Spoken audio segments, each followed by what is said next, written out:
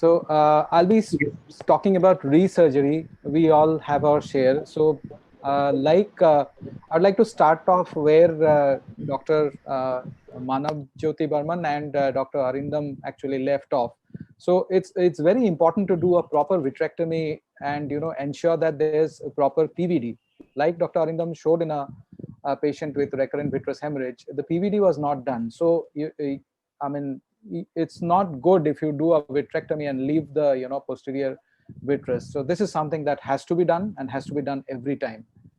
The other important thing is small tips to kind of avoid going in again is in pediatric RDs where you can't do a buckle. Don't shy away from doing a belt buckle. Even though we do 25 gauge vitrectomy exclusively, almost I guess everybody does it. So 25 gauge or maybe 27 gauge also.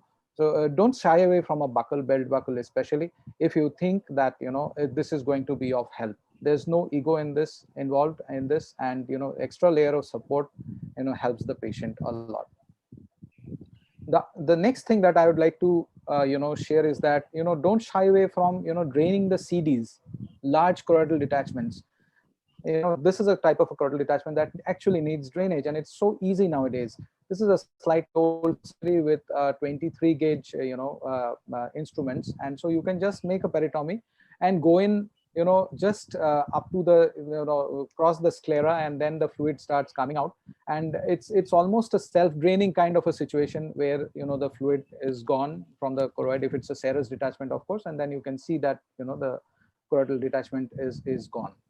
So the other important thing when you are doing macular surgeries, be sure that you have stained properly.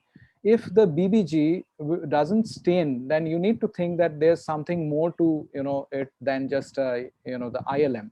So you try with trypan blue again, reti blue in this case, and so this is when you can realize that if BBG failed, there could be a ERM, and this is so evident using trypan blue. Now, moving on to resurgeries. So recurrent macular holes and large macular holes. We've seen the wonderful presentation by Dr. Rupak Biswas, but here's a different take on it. So this is a modified technique for recurrent macular holes and large macular holes. And this is something that entails mobilization of the retina and drainage of fluid from within the macular hole. So I'll just stop the can I ask you to stop the audio, please? Yes. So this is a recurrent, macular hole. This is a speeded up video for the sake of time. So here you can see the previous surgeon had done the ILM peel, but it reopened, and so this is what we actually have done, and we are doing in a lot of cases. Use the silicone tip cannula to just sort of massage the around the macular hole, and it gets converted into a slit, and then you just do a FGE, the fluid air exchange, that is, and then you drain the fluid from within the macular hole. So this actually causes closure of the hole, and this is something that we published also, and it gives you back the EZ and the ELM also with and within a couple of months. So next is talking about recurrent vitreous hemorrhage. After you've done a vitreous lavage, do ensure that the peripheral vitreous dissection has been done properly. If it has not been done, you need to do it again, and the segmentation of these fronts need to be taken care of, and you need to remove the vitreous from the periphery. And of course, you need to cauterize these properly so that there's no recurrent hemorrhage. And of course, finally followed by a laser. So a proper laser of the periphery is also essential if you need to prevent these patients from developing recurrent hemorrhage. And of course, anti-VEGF has its own role in these situations.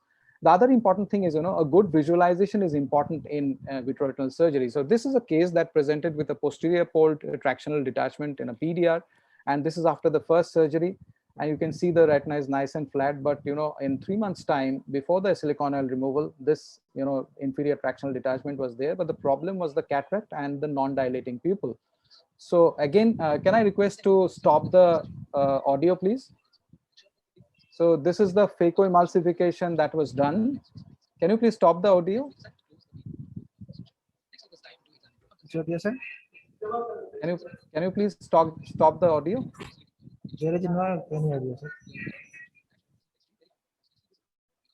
So this is the peripheral, detachment that was there.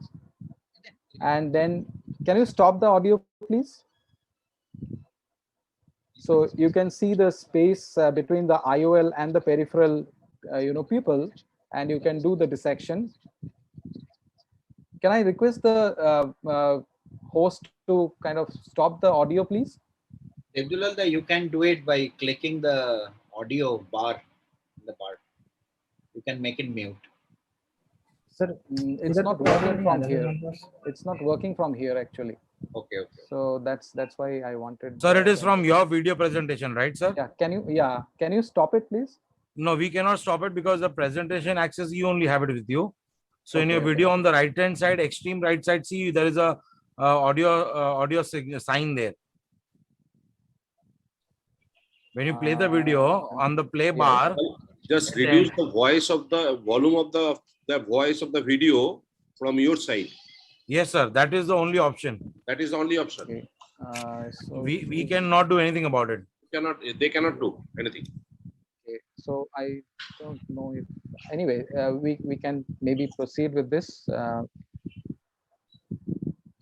So basically, this actually the peripheral dissection was done, and actually we could manage this because of the wide pupillary dilatation that was provided by the pupil expander, and finally the silicone oil was injected, and this is the BHAX that was removed. So a good visualization actually enables proper vitrectomy. So the post-operative vision was good, and this is also something that we published in the Indian Journal of Ophthalmology regarding BHAX pupil expanders, but you can use any pupil expander in this. And last but not the least, sometimes actually it is destiny that takes care of things. So this is a simple retinal detachment with a simple HST, and this is a pseudophakic eye, and a normal kind of a vitrectomy. I'll just take a minute. And so this area actually was lasered, and obviously we did a 360-degree barrage also, but the patient came back with this recurrent detachment 3 months on, and so you can see there's ERM here that we removed, but in the nasal quadrant there was a subretinal band also which we removed. And I thought there was some extra amount of ERM that was there, so we stained this with trypan blue, and lo and behold, there was a lot of ERM that was still existing there, and so we removed that, and the retina settled well. But as luck would have it, this patient actually came back after a month, and this time with something else. This was a raised IOP because of a silicone oil bubble that was there in the AC, and it was pushing the retina. There was this it was pushing the iris rather, and there was this peripheral synechia. So we had to do the SOR, the silicone oil removal, at 1 month, and of course following that we actually released almost done. So we released the peripheral anterior synechia. This I am using a dumbbell here, but it's better to use a iris repositor under viscoelastic. This was done. So actually sometimes destiny has other things in store, so even a simple detachment can have recurrence. So thank you for your kind attention.